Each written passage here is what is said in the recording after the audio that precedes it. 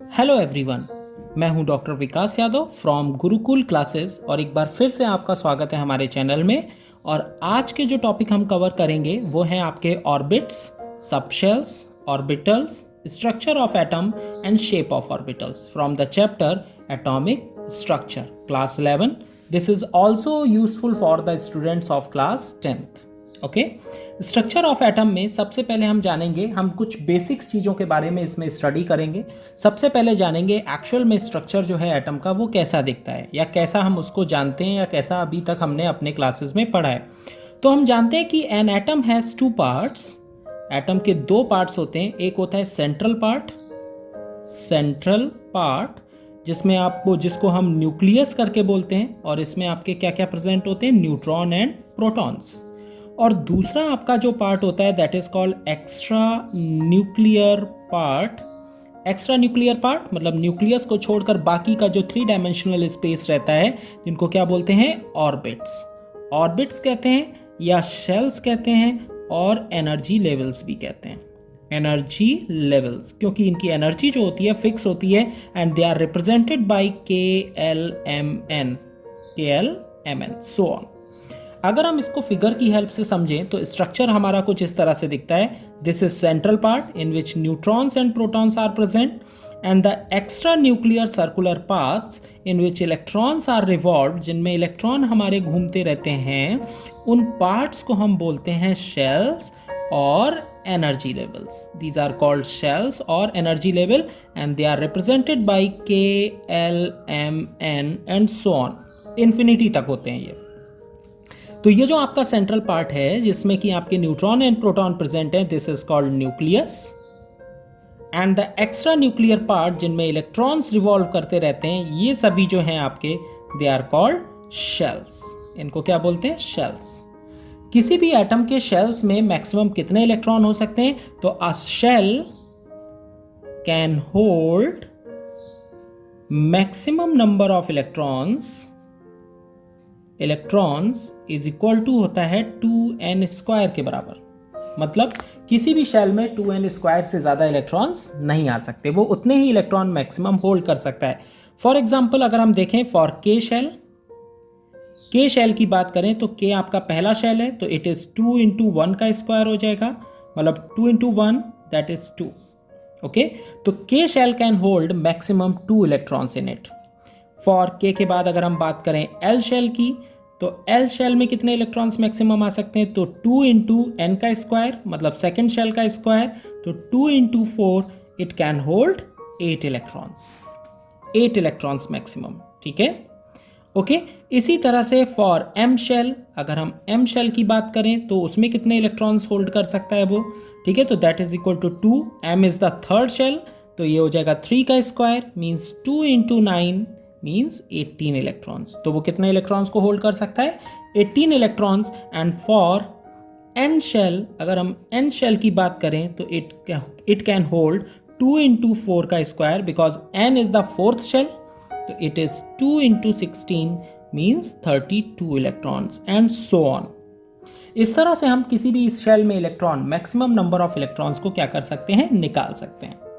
अब अगर हम इसको और भी ज़्यादा इसका डिसेक्शन करें, देखें कि इसमें और क्या क्या पार्ट्स होते हैं, तो जो ऑर्बिट्स होते हैं, ऑर्बिट्स और शेल्स, ठीक है, जिनको हम लोग किससे दिखाते हैं, KLMN और 1 2 3 4 सो ऑन, जिनको इन सिंबल से रिप्रेजेंट करते हैं, they are further divided into sub shells. उनको किस में डिवाइड हो जाते हैं, सब सेल्स या सब एनर्जी लेवल्स और सब ऑर्बिट्स। ठीक है, इनको रिप्रेजेंट करते हैं हम SPD और F से, SPDF। किसी भी शेल में कितने सब शेल होते हैं, तो वो उसके शेल नंबर पे डिपेंड करता है। अगर के शेल है तो उसमें केवल एक सब शेल होता है, ये हो गया आपका शेल, और ये हो गया आपका सब शेल। अगर हम के शेल की बात करें तो के शेल में केवल एक ही सब शेल होता है, S। एल शेल की बात करें तो इसमें 2 सब शेल होते हैं, S and P। M shell की बात करें तो इसमें 3 सब शेल होते हैं, SPD। एम के बाद एन शेल की बात करें तो इसमें 4 सब शेल होते हैं, SPD and F and so on. जैसे जैसे हम आगे बढ़ते जाएंगे, M के बाद N, N के बाद O शेल की बात करें तो इसमें S, P, D, F and so on. ठीक है, इसमें केवल 4 ही होते हैं N में। तो जो आपका शेल नंबर होगा उतने ही सब शेल उसमें क्या होंगे, प्रेजेंट होंगे। पहला शेल है तो एक ही सब शेल होगा, सेकेंड शेल है तो 2 सब शेल होंगे, थर्ड शेल है तो 3 सब शेल, फोर्थ शेल है तो 4 सब शेल, 5 सब शेल एंड इस तरह से सो ऑन। तो किसी भी शेल में कितने सब शेल होते हैं ये डिपेंड करता है कि उसका शेल नंबर क्या है और वो कितने इलेक्ट्रॉन मैक्सिमम क्या कर सकता है, होल्ड कर सकता है। सब शेल को हम फर्दर डिवाइड करते हैं ऑर्बिटल्स में। ऑर्बिटल्स, ध्यान दीजिएगा, ऑर्बिट्स एंड ऑर्बिटल्स दोनों डिफरेंट होते हैं। उनमें क्या डिफरेंसेस होते हैं अभी हम पढ़ेंगे आगे। तो ऑर्बिटल्स जो होते हैं यानी सबशेल को डिवाइड करते हैं ऑर्बिटल्स में। जो एस सबशेल होता है उसमें केवल 1 ऑर्बिटल होता है, एक ही ऑर्बिटल होता है जिसको एस से रिप्रेजेंट करते हैं। जो पी सबशेल होता है उसमें आपके 3 ऑर्बिटल्स होते हैं, 3 ऑर्बिटल्स होते हैं और उनको हम दिखाते हैं px, py एंड pz से रिप्रेजेंट करते हैं। इसी तरह से जो डी सबशेल होता है उसमें आपके 5 ऑर्बिटल्स होते हैं। ठीक है, 5 ऑर्बिटल्स और इनको दिखाते हैं dxy, dyz, dzx, dx square minus Y square and dz square. इन सिंबल से उनको रिप्रेजेंट करते हैं। और जो f सबशेल होता है उसमें 7 ऑर्बिटल्स होते हैं, 7 ऑर्बिटल्स और उनको दिखाते हैं f x y z, f x z square, f y z square, f z cube, f z x square minus Y square. ठीक है, f 3x square minus Y square और यहाँ पर y और f x x square minus 3y square. ध्यान दीजिएगा, आपको f orbitals के नाम को याद करने की जरूरत नहीं है बिकॉज ये आपके सिलेबस में नहीं है। तो क्योंकि f ऑर्बिटल्स के नाम बहुत ही कॉम्प्लिकेटेड और इनके स्ट्रक्चर भी बहुत कॉम्प्लिकेटेड होते हैं तो इस वजह से हम f ऑर्बिटल्स के बारे में स्टडी नहीं करते हैं। हमें केवल 3 टाइप के ऑर्बिटल्स जो हैं यानी 3 टाइप के सबशेल्स के जो ऑर्बिटल्स हैं उनके बारे में स्टडी करना है। तो आपको समझ में आ गया होगा कि हमारे जो ऑर्बिट्स होते हैं, ठीक है, उनको डिवाइड करते हैं हम सबशेल्स में यानी KLMN को डिवाइड करते हैं सबशेल्स में और सबशेल्स फर्दर डिवाइडेड होते हैं किसमें, ऑर्बिटल्स में। ठीक है, कोई भी ऑर्बिटल 2 से ज़्यादा इलेक्ट्रॉन को होल्ड नहीं कर सकता और इनको हम बॉक्स के शेप में रिप्रेजेंट करते हैं। कैसे करके रिप्रेजेंट करते हैं समझिएगा कि मान लो ये हमारा S सबशेल है तो इसको एक बॉक्स से करके दिखाते हैं। इसमें 2 इलेक्ट्रॉन कैन होल्ड कर सकता है, can hold electrons is equal to 2। P जो सबशेल होते हैं उसमें 3 ऑर्बिटल्स होते हैं, px, py एंड pz और it can hold 6 electrons. Okay, कैसे 1 2 3 4 5 6 इस तरह से। And D subshell has 5 orbitals and it can hold 10 electrons. Okay, इसमें से आधे जो होते हैं आपके क्लॉकवाइज स्पिन में दिखाते हैं इस तरह से इलेक्ट्रॉन है तो इसका मतलब ये क्लॉकवाइज स्पिन को रिप्रेजेंट करता है। ठीक है, और अगर इस तरह से बनाते हैं तो ये आपके एंटी क्लॉकवाइज स्पिन को रिप्रेजेंट करता है, क्लॉकवाइज। एक्चुअल में होता क्या है कि इलेक्ट्रॉन किसी भी ऑर्बिट में जब रिवॉल्व कर रहे होते हैं तो वो अपने ऑर्बिट में तो रिवॉल्व कर ही रहे हैं, अपनी एक्सिस पर भी क्या करते रहते हैं, घूमते रहते हैं। ठीक है, तो इस तरह से इसको हम लोग क्या करते हैं, रिप्रेजेंट करते हैं। अब बात करते हैं शेप ऑफ ऑर्बिटल्स की। ऑर्बिटल्स की शेप क्या होती है, शेप ऑफ ऑर्बिटल्स। ठीक है, तो जैसे सबसे पहला है हमारा s ऑर्बिटल। s ऑर्बिटल जो होते हैं वो आपके स्फेरिकल इन शेप होते हैं, स्फेरिकल इन शेप मतलब बॉल लाइक स्ट्रक्चर होता है उनका, spherical in shape and they do not have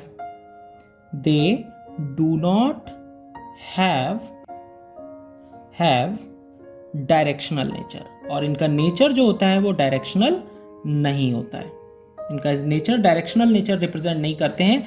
इसका शेप देखिए कैसे बनाते हैं, तो this is spherical in shape. Okay, ये कैसे होते हैं, स्फेरिकल होते हैं। ठीक है, तो ये आपका हो गया।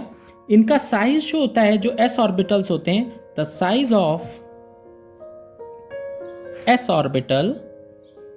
Orbitals increases with increase in the value of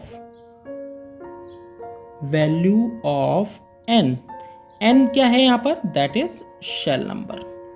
जैसे जैसे शेल नंबर बढ़ेगा s की वैल्यू भी बड़ी होगी। मतलब कह सकते हैं कि 1s का साइज छोटा होगा 2s से, 2s का साइज छोटा होगा 3s से, एंड 3s का साइज छोटा होगा 4s से, एंड सो ऑन।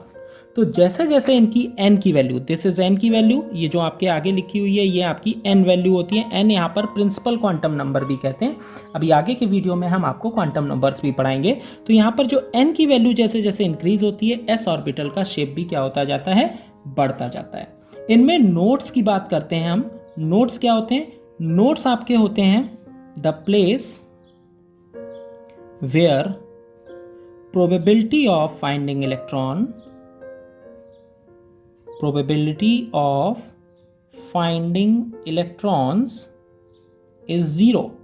यानी वो प्लेस जहां पर इलेक्ट्रॉनों के मिलने की जो प्रोबेबिलिटी होती है वो 0 होती है, उन प्लेसेस को क्या बोलते हैं हम, नोड्स। तो जो 1s होता है उसमें 0 नोड्स होते हैं, 0 नोड्स, ठीक है।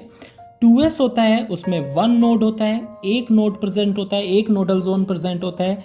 3s में आपके 2 नोड्स प्रेजेंट होते हैं, ठीक है।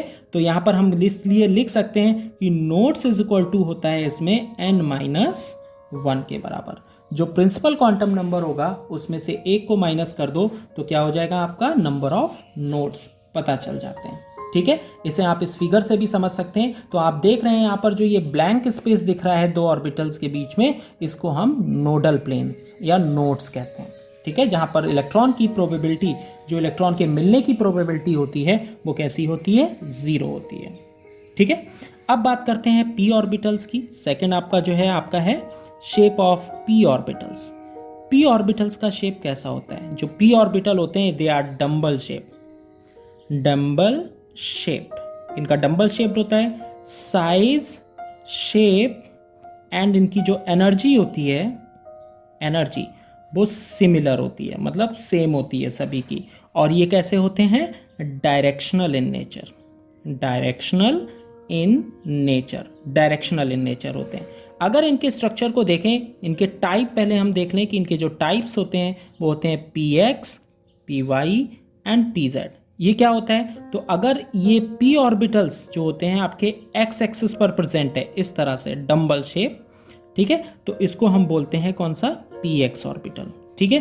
अगर हम y एक्सिस पर ये प्रेजेंट होता है इस तरह से, यानी इलेक्ट्रॉन की डेंसिटी y एक्सिस पर ज़्यादा होती है, तो इसको क्या बोलते हैं हम लोग, py। और अगर py और अगर ये z एक्सिस पर ज़्यादा होते हैं, मतलब कह सकते हैं इस तरह से अगर हम देखें इनको p ऑर्बिटल्स को, तो दे आर कॉल्ड pz, ठीक है। और ये पॉइंट, ये वाला जो मिड पॉइंट है, दिस इज कॉल्ड नोड। और इसमें नोड कहां पर प्रेजेंट होती है, सेंटर में, p ऑर्बिटल के बीच में नोड होती है। और इस नोड पर इलेक्ट्रॉन की डेंसिटी कैसी होती है, 0, ओके। इसमें भी नोड्स जो है निकालने का तरीका क्या होता है, स्फेरिकल नोड्स अगर हमें इसमें से निकालनी है तो स्फेरिकल नोड निकालने का फॉर्मूला होता है n-l-1। L की वैल्यू जो होती है p ऑर्बिटल्स के लिए 1 होती है। तो देयरफॉर अगर हम 2p ऑर्बिटल के लिए निकाल रहे हैं स्फेरिकल नोड्स, तो ये हो गया 2, मतलब n की वैल्यू, L की वैल्यू हो गई 1, तो ये हो गया आपका 0। यानी 2p ऑर्बिटल्स में आपके नोड्स कितने होते हैं, स्फेरिकल नोड्स 0। इसी तरह से 3p ऑर्बिटल में अगर हम स्फेरिकल नोड्स निकालें तो 3 - 1 - 1 मतलब 1। तो इस तरह से हम p ऑर्बिटल्स में स्फेरिकल नोड्स की संख्या को क्या कर सकते हैं, पता कर सकते हैं। अब बात करते हैं शेप ऑफ d ऑर्बिटल्स की। अगला है शेप ऑफ d ऑर्बिटल्स, ठीक है। d ऑर्बिटल्स का शेप कैसा होता है, तो d ऑर्बिटल जो होते हैं आपके वो डबल डम्बल शेप होते हैं, डबल डम्बल शेप्ड, ठीक है, डबल डम्बल शेप्ड, ओके। इनका ओरिएंट, ये भी कैसे होते हैं, डायरेक्शनल इन नेचर। ये कैसे होते हैं, डायरेक्शनल इन नेचर। इनका भी नेचर कैसा होता है, डायरेक्शनल होते हैं। और इनके टाइप्स अगर हम देखें तो ये 5 टाइप्स के होते हैं, dxy, dyz, dzx, dx² - y² and dz²। इनके शेप को देखिए, समझिएगा। तो आपका सबसे पहला है dxy, तो x और y एक्सिस के बीच में होते हैं। These orbitals are present in between the axis। तो x और y के बीच में प्रेजेंट होगा तो इसको क्या बोलेंगे, dxy। इसी तरह से डी वाई और जेड एक्सिस के बीच में अगर ये इस तरह से प्रेजेंट होंगे तो they are called D Y Z, ठीक है, ओके। और इसी तरह से ये डी जेड और एक्स एक्सिस के बीच में अगर प्रेजेंट होंगे इस तरह से, ठीक है, इनकी इलेक्ट्रॉन की डेंसिटी इन एक्सिस के बीच में ज़्यादा होगी तो they are called D Z X, okay. इसके बाद आ जाता है आपका D X square minus Y square. इसको कैसे दिखाते हैं, तो ये आपके ऑन द एक्सिस होते हैं। मान लो ये एक्स एक्सिस है, ये वाई एक्सिस है, तो ये हो गया आपका D X square minus Y square, ठीक है। और लास्ट आपका बचा है D Z square. D Z square का स्ट्रक्चर कैसा होता है, तो आप अगर देखेंगे तो इसमें ये आपकी जेड एक्सिस पर ऑर्बिटल्स रहते हैं इस तरह से, ठीक है, और इसके चारों तरफ एक इलेक्ट्रॉन की रिंग, इलेक्ट्रॉन डेंसिटी की रिंग प्रेजेंट होती है। तो ये आपका स्ट्रक्चर किसका है, डी जेड स्क्वायर का। तो डी ऑर्बिटल कुछ आपको इस शेप में दिखाई देते हैं।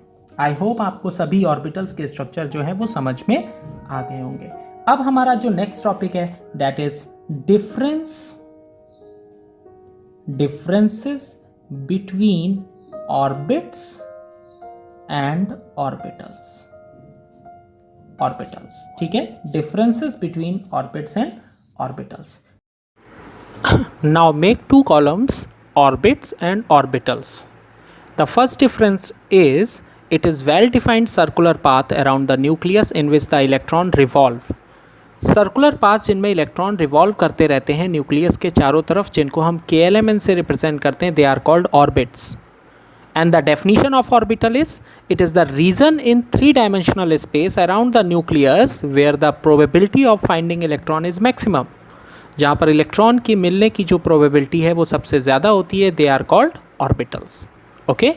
आपके जो ऑर्बिट्स होते हैं, सेकंड पॉइंट को देखिए, आपके जो ऑर्बिट्स होते हैं it is circular in shape, ये सर्कुलर होते हैं, मतलब सर्किल के शेप में होते हैं। Whereas orbitals are different shaped, like आपके एस ऑर्बिटल जो होता है वो स्फेरिकल होता है, पी ऑर्बिटल आपका डम्बल शेप होता है, और डी ऑर्बिटल आपका कैसा होता है, डबल डम्बल शेप होता है, okay. Now third point is it represent that an electron moves around in the nucleus in one plane. Orbit से हमें ये पता चलता है कि जो इलेक्ट्रॉन रिवॉल्व कर रहे हैं न्यूक्लियस के चारों तरफ वो एक ही प्लेन में घूम रहे हैं, जबकि ऑर्बिटल्स में it represent that the electron can move around nucleus along 3-dimensional space, यानी कह सकते हैं वो अपने एक्सिस के चारों तरफ, मतलब हर एक्सिस पर रिवॉल्व करता है, that is X axis, Y axis और Z axis. Now the maximum number of electron in an orbit is 2n square. अभी हमने पीछे देखा था कि के शेल में 2 आते हैं, है ना, के बाद एल आता है, एल शेल में 8 आते हैं, तो ठीक है। तो इस तरह से हम किसी भी ऑर्बिट में मैक्सिमम नंबर ऑफ इलेक्ट्रॉन किस फॉर्मूले से निकालते हैं, 2n square. Whereas in orbital there are 2 electrons present in an single orbital, एक क्लॉकवाइज स्पिन और एक anti clockwise spin. Next fifth point, it represents the position as well as momentum of electron can be known simultaneously with certainty. It is against Heisenberg principle. Heisenberg का rule कहता है कि किसी भी microscopic particle की exact position और exact momentum एक साथ निकाल पाना इम्पॉसिबल होता है, जबकि इस ऑर्बिट के कॉन्सेप्ट के अकॉर्डिंग हम किसी भी इलेक्ट्रॉन की एग्जैक्ट पोजीशन और मोमेंटम दोनों को एक साथ डिटरमाइन कर सकते हैं, जबकि ऑर्बिटल का जो कॉन्सेप्ट होता है वो इस चीज़ को डिनाई करता है। It represents that position as well as momentum of an electron cannot be known simultaneously with certainty. And this orbital concept, it is in accordance with the Heisenberg uncertainty principle. और ये Heisenberg की uncertainty principle को follow करता है, ठीक है। तो ये आपके differences होते हैं ऑर्बिट एंड ऑर्बिटल्स में, ओके। ऑर्बिट्स को KLMN से दिखाते हैं, जबकि ऑर्बिटल्स जो होते हैं हमारे उनको SPDF से दिखाया जाता है। आई होप आपको सारे टॉपिक्स क्लियर हो गए होंगे और सारी चीज़ें समझ में आ गई होंगी। तो देखते रहिए गुरुकुल क्लासेस और सब्सक्राइब कर लीजिए हमारा चैनल आने वाले अगले वीडियोस के लिए। बेल आइकन को दबा दीजिए ताकि आने वाले वीडियोस की अपडेट्स मिलती रहें। Thank you everyone, thank you for watching Gurukul classes.